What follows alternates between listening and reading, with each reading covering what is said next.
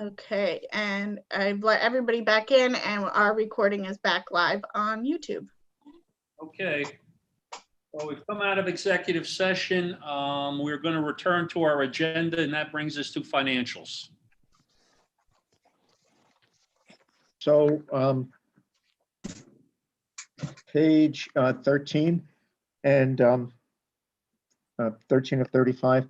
Very quickly, if you take a look at the numbers for up through November, up to the end of November, and for the month of November, our income is on target against budget. If you see there, quarter of the way down, we're at 98% of budget. The budget was 217,300 for the year. We're almost at that point. Our expenses are at this point well in line. We had some blips during the summer. We're on a run rate basis. We were over budget, but we're catching up now in the sense of we're within budget. So I'm happy to see that. The administrative fee line was the big one that was putting us under budget, but we're now at 87% of budget. You can see that. And our other expenses, Rose, I actually didn't get a chance to, well, actually, I didn't get a chance to talk to you about contracts for other services. We're over budget for that. I'm assuming that's our video servicing? No, not anymore. We had moved that. That was for, I'll have to see what the 1946 is. I have a feeling that that's not in the right Okay, spot. that was a question that I had. Yeah, it I was a did big- also, we're over budget on the dues and fees, and I did look at that. That's only because the New York State Economic Development Council raised their annual fee from $750 to $850. Okay, and that's not, wasn't a big deal.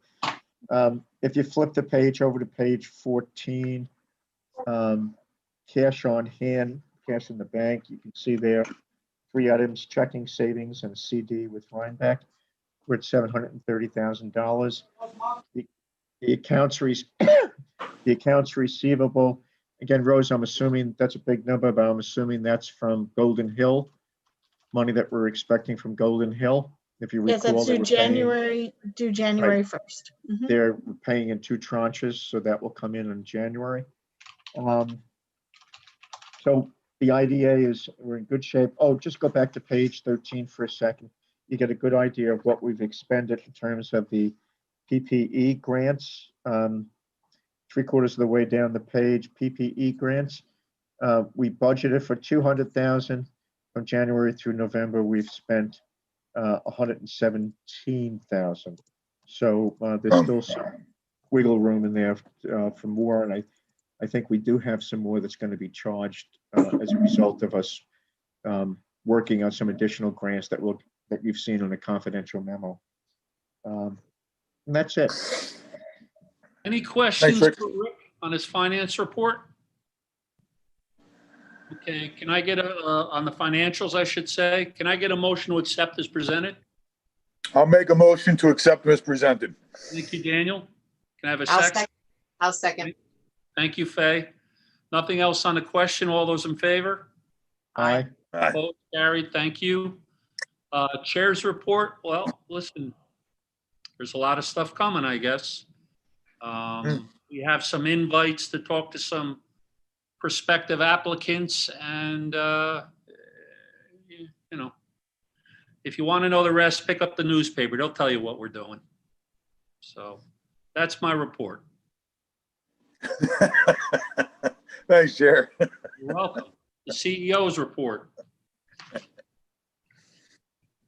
Thanks, Jimmy. So a few things here. So when doing this month's board minutes, the staff noticed that there was a typo in the prior month's board minutes.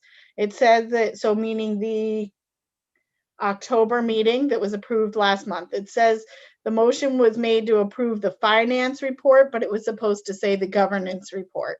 It's a very minor change, obviously. I checked with Joe Scott, who advised that we change it, which we did, and then just inform you all on record at this meeting.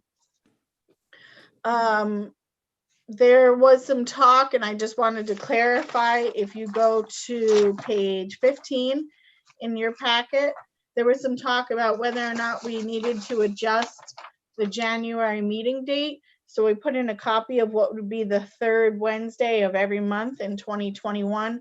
And I wanted to kind of jump ahead and just see if this schedule looked okay to you all for now. At least it can obviously be changed in the future. I know Orlando was thinking he may not be able to attend next month, but of course, if it works for everybody else, then we may have to do it anyway. The concern was that it was inauguration day. Well, I'll be too busy being retired, so I'm sure I'll come to the meeting. We'll keep you busy, Jimmy. I didn't get the invite for the inauguration this year, so I won't, I guess I'll be available. Rick, I'm going to write them a letter on that. I'm disappointed. Sure you are. So everybody thinks that's fine. So Danny was coming with me to Washington, right, Dan? Oh, He's there's way too muted. much He's material muted. there. maybe I'll leave him muted. I don't know. I did unmute him. All right, what else, Rose? Okay. Then I did want to let you all know, thank you, Jimmy, for the contact at M&T Bank. We got everything moving right along very quickly after that phone call. And as you know, you and the other signers on the accounts came in and signed the documents. So we're working on getting the rest set up and finishing up the setup for online banking. So that move to M&T Bank should begin shortly. The open meetings law, no surprise there, was extended yet again, allowing public meetings and hearings to be held remotely for another 30 days until January 1st.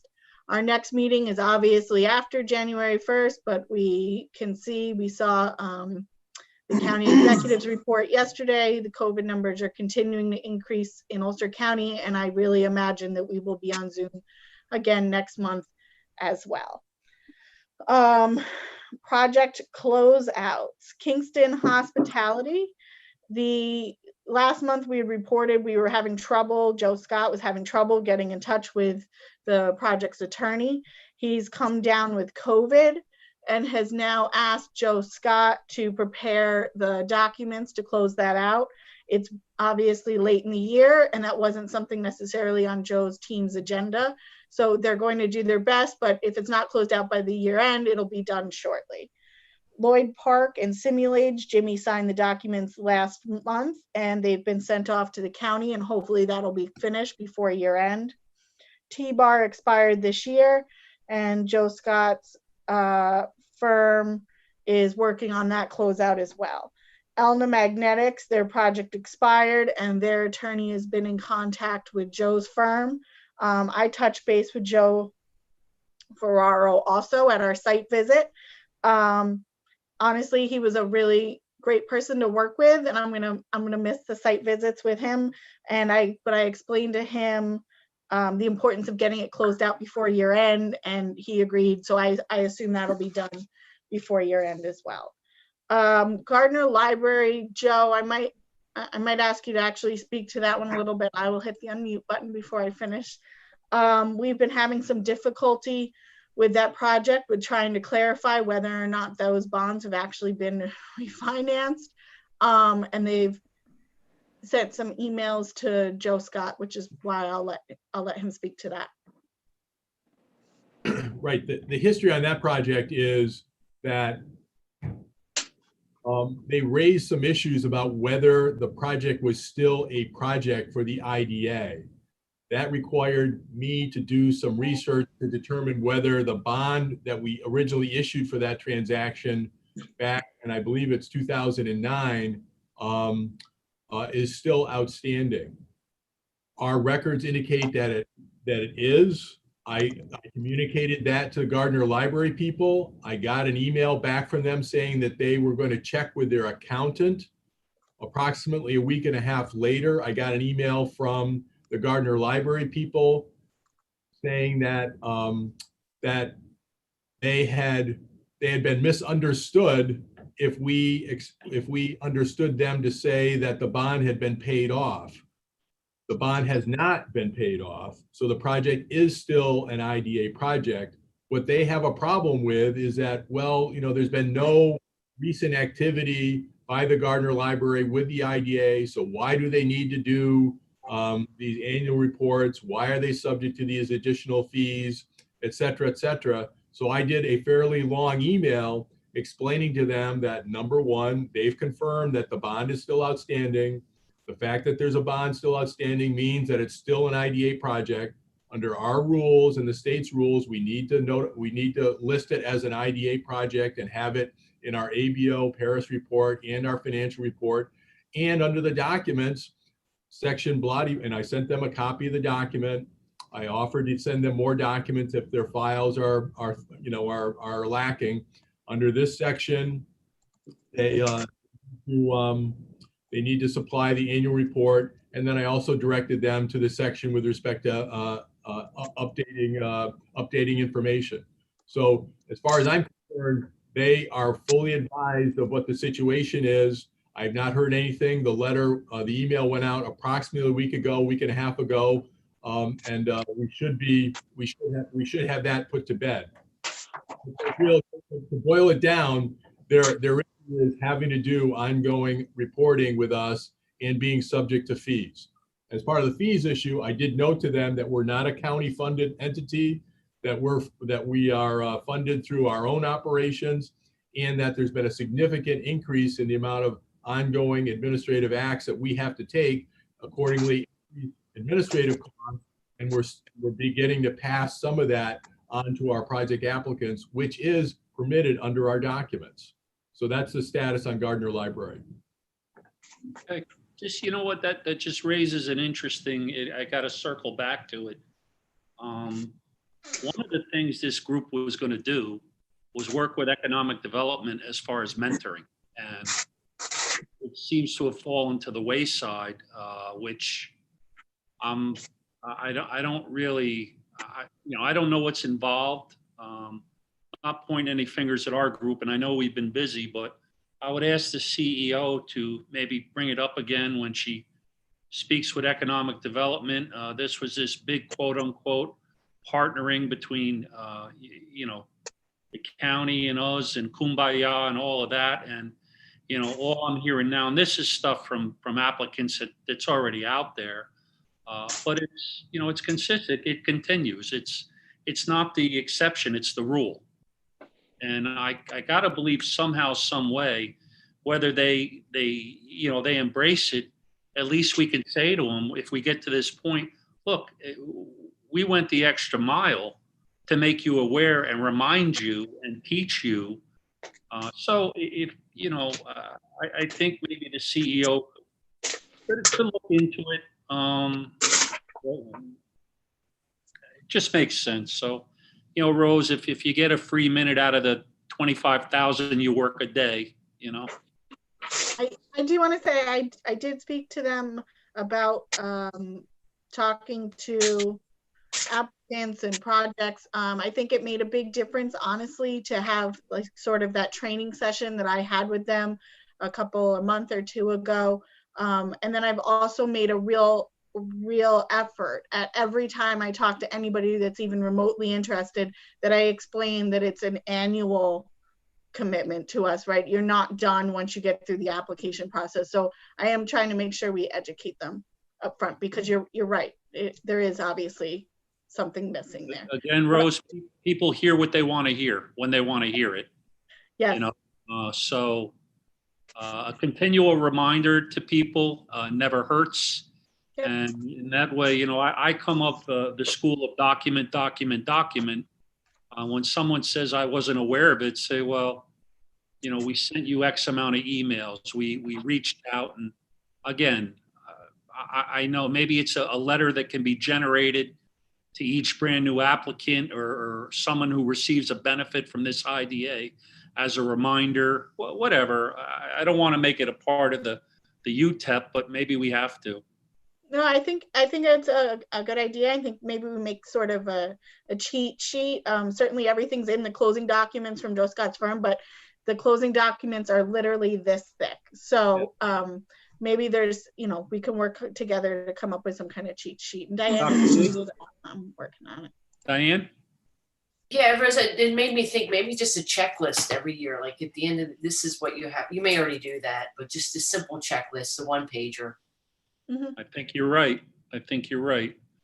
But if they don't think we're looking at it, then they certainly aren't going to come forward. And I'm not characterizing people in a negative way. It's just, if it's not in the front of your mind, then it's not in the front of your mind. So good stuff, Rose. Thank you. Appreciate it.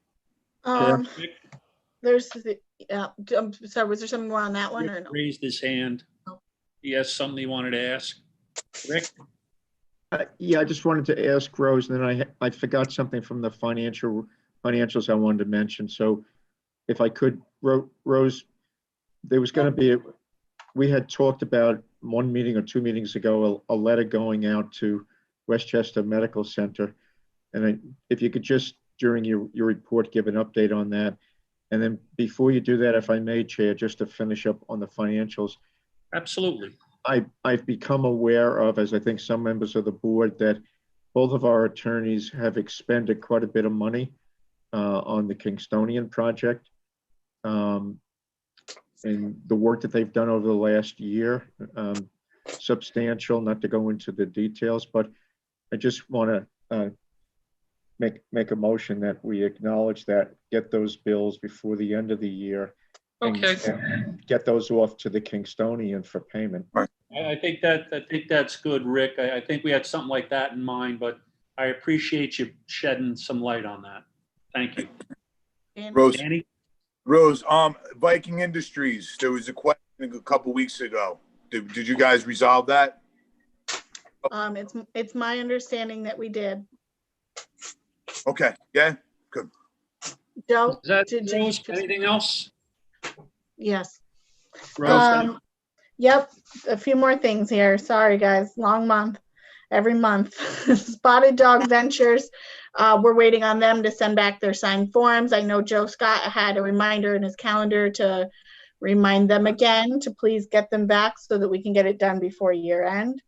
I'm going to try to contact SUNY Ulster and SUNY New Paltz again. I haven't heard anything about an intern. I really can imagine that it's going to be an issue trying to get somebody here in person, honestly, right now. I also met with another project yesterday that is going to try to finish filling out their application to submit to us, and then try to be in for pre-screen and start the process in January. We've also scheduled a pre-screen for next week for a project in Highland. Then I wanted to let you all know that we've begun site visits, as I've mentioned. Some projects are really struggling, but some had honestly such amazing stories about how they've been adapting. And Diane and I got to sit through a really good meeting yesterday with one of our projects and about all the things they're doing to really accept what's going on and do the best that they can. And I wanted to again encourage you all to find a few of these visits that you can attend, and I'll send out a list of what's still open and available, because I do know that all of the board members who have attended have honestly found it very valuable. And then the last thing, which was what Rick was asking about, was the Westchester medical letter we had discussed. It has been prepared and staff and council are reviewing it. Good stuff. Thank you. Any questions for their CEO? I'd like to get a motion to accept the report as presented, please. Do I have a motion? Okay, I'll make the motion. Do I have a second to accept the report as presented? I'll second. Okay. All those in favor? Aye. Opposed? Carried. Thank you. Committee reports, audit. Thank you, Mr. Chair. We'll start with the audit update. If you can go to page 16, it's the Loki Brill. Ines has this month, as of November, monthly compliance rate average was 91%. So again, it continues to trend in a positive direction. Last month it was 82% compliant. So we continue to track that, and as I said, it's trending in the right direction. The second thing from the audit committee is in previous meetings, we've talked about 3 proposed changes that the board agreed to in terms of, if you go to page, if you go to Schedule A on, starts on page 17, but Schedule A is on page 20 to 21. We talked about 3 changes to the fee schedule. The first was to include an additional $2,000 deposit to cover the cost of background checks. This is part of the application fees and deposits. To offset our costs, with the idea that any project-related expenses, once they were all completed, the applicant would have the remaining balance, if there was any, back to them. The second change that we discussed was the transfer of ownership of an existing project, and that the agency transfer fee would be between 0.5% and 1% of the change in project value at the board's discretion. And that would be dependent on the details of the actual transfer of ownership. And then the third change that we recommended and discussed with the board was under recurring annual fees, that we do an additional $500 annually for each additional tenant that the project has. So council put together the schedule. So I think, Rose, I believe we have to pass and approve these 3 policy changes to the fee schedule. Well, let's get a motion first and a second, and then under discussion, and then we'll move the vote, Chair. So I need a motion to accept and concur with the recommendations by audit on fee schedule guidelines. Do I have a motion? I'll make that motion. Thank you, Faye. I appreciate that. Do I have a second? I'll second. Thank you, Rick. Now on the question, anyone with questions for the chair or concerns or comments on the potential changes? There being none, I'll move the vote and ask for a roll call vote, I believe. CEO? Yep. James Malcolm, Yes. Faye Storms, Yes. Diane Einen, Yes. Michael Hamm is absent. Orlando Reese had to step out, so he is absent for this vote. Daniel Savona, yes, unmuted again, okay. And Richard Jones, Yes. thank you.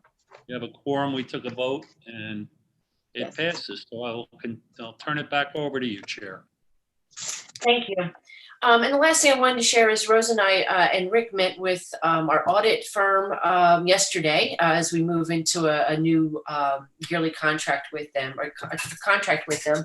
And I think it was a really productive conversation. We had an opportunity to give them an update on what we've been up to the past year and anticipating things for next year, and have a pretty good schedule and plan together for doing all the work that needs to be done with them to prepare our reports in a timely fashion. So I think it was a productive meeting. I think it was a good thing to do. And of course, I don't know, or Rick, anything you want to add to that? No, I think it was, we gave them heads up about the things that have been going on all through 2020, changes we've made since last time we dealt with them. And Diane, I had to jump off the meeting, but I think there's a schedule that's being prepared as to their next steps over the next 3 months to do the audit review and work with you on the parish report. Correct. So everything sounds like it's going to be pretty smooth this year. I know, Rose, you've been talking to the projects about getting their reports in on time. So you may want to comment on that, question mark. Yeah, it is something that we talk about at every single site visit. And I think that everybody understands a little bit more after we've been through this last year. And I certainly hope that it's a bit smoother trying to get the information this year. Okay, thanks. Chair? Chair, that completes my report for Audit Committee. Okay, can I get a motion to accept the report of the Audit Committee as presented? I'll make that motion. Can I have a second? I'll make that motion too. Can I I'll get a second. I'll second. Thank you. I appreciate that. Anyone on the question? All those in favor? Aye. Aye. Opposed? Thank you. Brings us to finance. Okay. No finance committee meeting this month, so I have nothing to report unless Rose has anything to say. Well, I think we should all get together, put $1 in and get a Powerball or a Mega Million ticket. Then we'll have finance taken care of. Yeah. So, and we'll give the tickets to Rick. Well, if you're going to be retired, you need to be in charge of that. Yeah, I can't even be in charge of myself, Faye, trust me. Okay, well, the chair of governance isn't here, but he has ceded his time to our CEO. So please, Rose. Thanks, Jimmy. So last month we did have these policies on the agenda, but they were, a motion was missed. So we just need to be sure to go back through them and make the motions and vote on them one more time to just make sure it's correct on the record. It's the property disposition policy on page 27. The only thing that changed, just as a reminder, was one of the words in the very last sentence on page 30, all the way down at the bottom, that the designated contracting officer is the chief executive officer, and that's literally just to put it in line with our bylaws. So Jimmy, if you could call for a motion and a vote on that. Can I call for a motion and a vote on that? Motion? Can I have a second? Dan Savona, is Second that that. you? I'll I got second a that. second. Anyone on the question? No? All those in favor? Aye. Opposed? Carried? Thank you. Also, the policy on retained jobs, same issue. So if you recall, we just created the sentence that was in line with what we've already done and been doing. We just wanted it in writing. So Jimmy, a motion for that as well. Get a motion to I'll echo make the our motion. CEO. I have a motion. Do I have a second? Second. I have a second. On the question, anyone? No? All those in favor? Aye. Opposed? Carried? Thank you. I don't like it. Okay, well, he who hesitates is lost. You're out. Are Keep you, moving. but are you voting no, I'd like to Danny? know I'm what voting the vote no. is. Yeah, I didn't get a Okay. chance. I'm not crazy about that. I'm not crazy about that. But Okay, you guys, well, for it, I'm just going on record as voting no on it. That's all. would you like to share why you're not crazy with it? Because I think, because I think it's a broader definition than what it's being reduced. I think a certain project can be a heartbeat to a certain economically depressed area, which when developed can help with job retention in the area. And I don't want that to be discounted moving forward. I understand, job retention is, the company's going to move, they're going to move out of the state. I understand that. But I also think job retention in an economically depressed area, when we bring a project in, can also help retain jobs in that area other than just immediate project. I mean, it's valuable what you say, but there's a small and insignificant but significant difference when you talk about retention versus creation of jobs. So there's a little bit, that's under, that would be under a different policy. I mean, if someone leaves, they're taking the jobs with them. If somebody else comes in, then they're creating them. So. No, I understand that. I understand it, but I just don't know what you said. to give a project, a project that's going to come to an economically depressed area, and one of their things that they can qualify on is that they will help, retain jobs in the area. And I think I don't think that should be dismissed. Danny, Jobs would have to be created first before you can retain them. If somebody decides tomorrow, the widget corporation to leave and take 1,000 jobs Job with. creation Sure. and retention. I agree.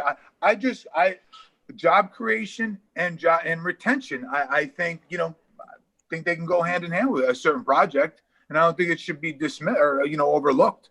Just my, go ahead, Rose. Right. And honestly, I think we should note that, and your no vote, and nothing's ever written in stone here. I mean, things can go back to governments, changes in policies. So, All right. we'll have more dialogue on And it. listen, I'm not saying one's right or wrong. It's just how I feel about it, and I don't want to paint ourselves into a corner by changing the verbiage of that and saying it only stands for this. So, it's all I think it's all for interpretation as well. Danny, I want to explain too. I understand what you're saying. The purpose of this is not to discount that. I mean, that's certainly something that can be taken into consideration when weighing in on a project as a whole. But the purpose of this definition was strictly for the matrix, so that when someone gets points for retaining jobs, there's a specific count on exactly how many jobs they're retaining. And that's what this definition is referring to. That's all. Fair enough. Okay. So in that perspective, yes. I understand where you're coming from. Okay. Well, that's what we're about, is dialogue. So let the record show the vote count, and thank you for weighing in, sir. You're welcome. So that's a no still? Sorry, I just want to clarify so I write it down correctly. Yes. Okay. Yes. Thank you. Yes to no? Yes to no. Yes to no, James.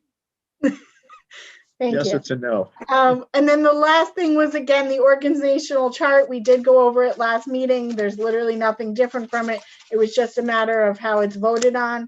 That's on page 32. We revised it to remove the executive director and accurately reflect the way we're doing business now. So we would need a vote, a motion and a vote on that too, please, Jimmy. Okay, can I have a motion to concur with the recommendation?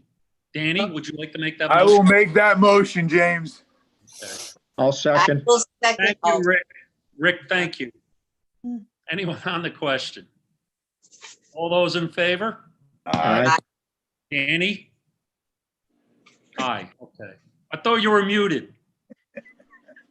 Okay. The last part of Mr. Ham's report is that the governance committee is meeting again on January 13th at 9 a.m. Again, if it's in person, it'll be in the county building, but it's probably not, and it will be via Zoom. At that meeting, that's where we'll go over as much as we can on the plate for governance, but also to review the proposals and hold interviews with the council that sent back their proposals for the RFP that we sent out. And that's it for Mike's report. Okay, can I get a motion to accept the governance report? I'll make a motion to accept the governance report. Thank you, Faye. Can I get a second? Danny Simone. Second. Thank you. Anyone on the question? All those in favor? Aye. Opposed? Carried. I keep seeing whenever he gets up that lasagna thing behind him, and it's like in the movies when they run a thing around that says popcorn and you really can't see it and you want to get popcorn, so. All right. I got lasagna for you. Okay.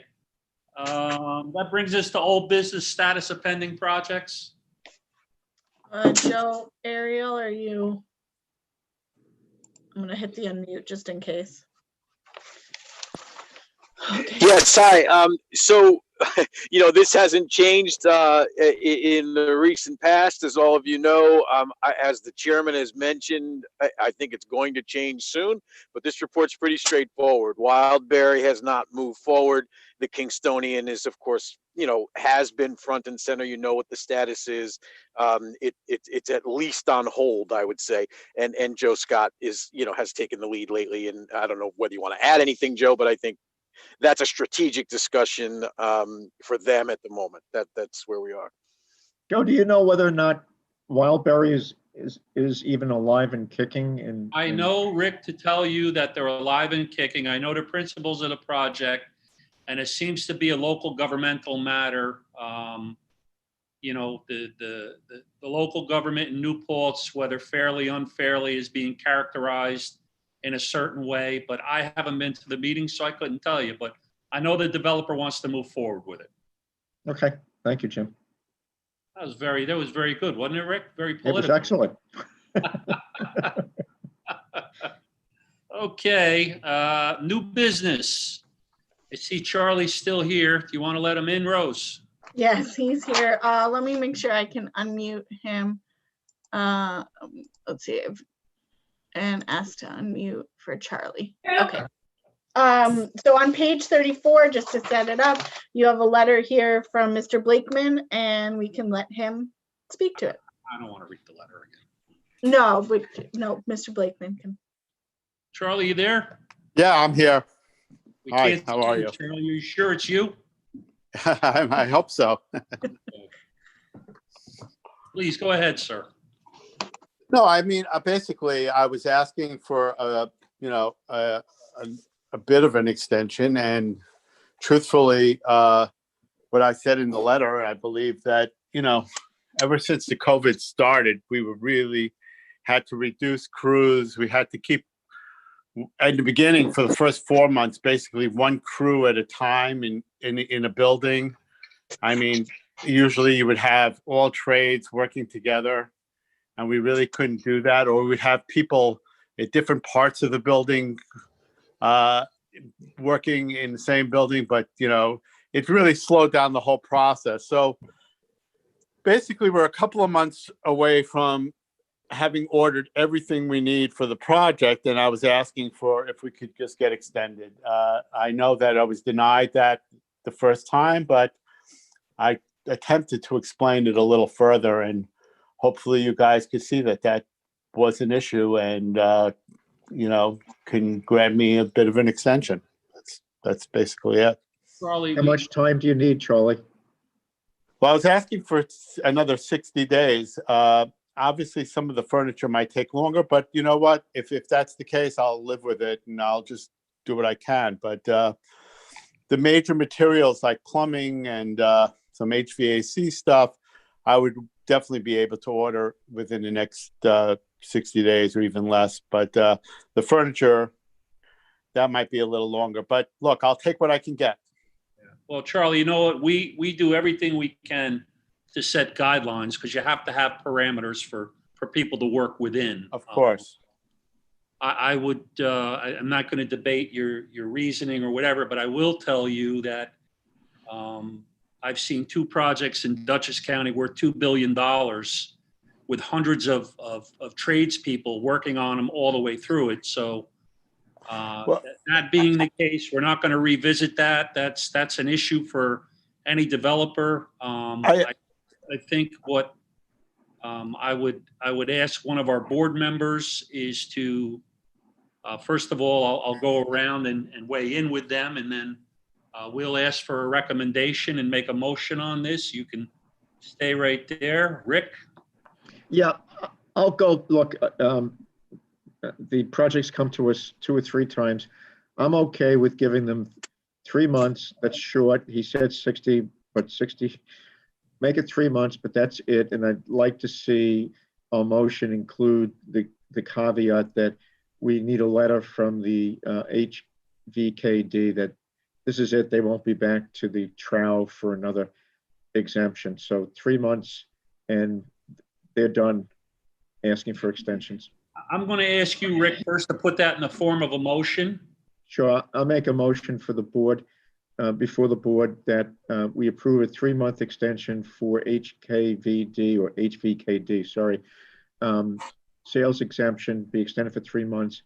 That would be the last extension the board will grant, and we wish a letter from Mr. Blakeman immediately, if not sooner, stating the fact that they won't be back to us for another extension. He's an understanding. All right. Can I get a second on that? Then I'll we'll have- second that. I'll All right, second that. Dan. Is there any discussion out there? Dr. D? No, thank you. Orlando? No, thank you. Dan? Nah, get everything ordered, buddy. You got 90 days. Get it finished. Okay. You still, Faye? You want to weigh in? Nope. Okay. And there you go. I had my bite at the apple, so I have a motion and a second. There being no more discussion, I'll move the vote. All those in favor of granting the 3 months without a return, please signify by saying, or do we need a roll call? Yeah, we typically do. Okay, do a roll call. Okay. James Malcolm, Yes. Faye Storms, Yes. Diane Einen, Yes.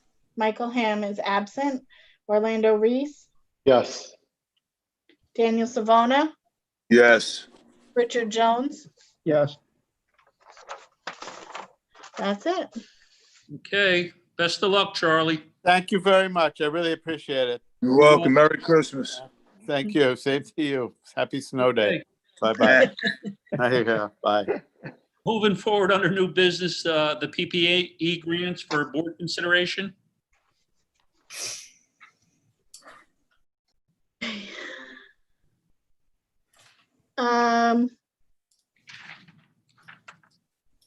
So there was one small note here, nothing significant for you all, but just for our procedures and for New York state law.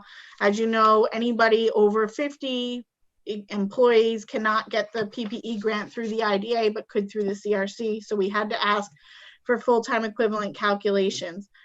Hudson Valley Sports Dome was unable to provide that calculation, and it made honestly complete sense. The issue was that they didn't actually have anybody working at that point. As you can imagine, the sports dome would not be open during the second quarter. So what they did is they usually have 5 employees. I don't know the FTE levels for that pay period because they use their PPP funds to just pay the employees bonuses. So they were paying their employees as they could, even though they were not working.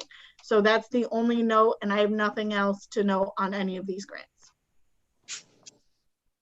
Rose, what they're asking for in terms of the grant, the money is going to be, is going to be used for masking and all. Okay, Yep. Has nothing to do with paying salaries. No, it doesn't. I just wanted to note that that's why there's no FTE calculation. They I did try understand. to comply with what we were asking. They just truly couldn't. Thank you. All right, so everybody is in compliance with their application. Yes. Has the board had a chance to look these over? Yes, Should we do it individually or could we do it in one big sweeping motion? One big motion. Okay, can I get a motion for recommendation to grant these PPE applications help? I make a motion that we, I got ahead, you. Diane. All right. Can I have a second? Dan Savona, thank you. I thought you were giving me look between the lines there for a second, Danny. That was making me a little nervous. or holiday peace. Yeah. Okay. All those in favor signify by saying aye. aye. Aye. Opposed? Carried. Thank you. Okay, that brings us to public comment, agenda items only.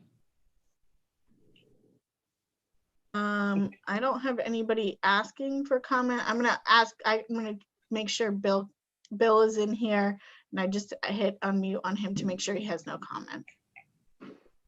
No comment, thank you. Thanks, Bill. Chugger. Okay, that brings us to, I need a motion to adjourn. I'll make a motion to adjourn. Okay, does anybody I'll need a second. break prior to going into the CRC? Let's do it. Do it.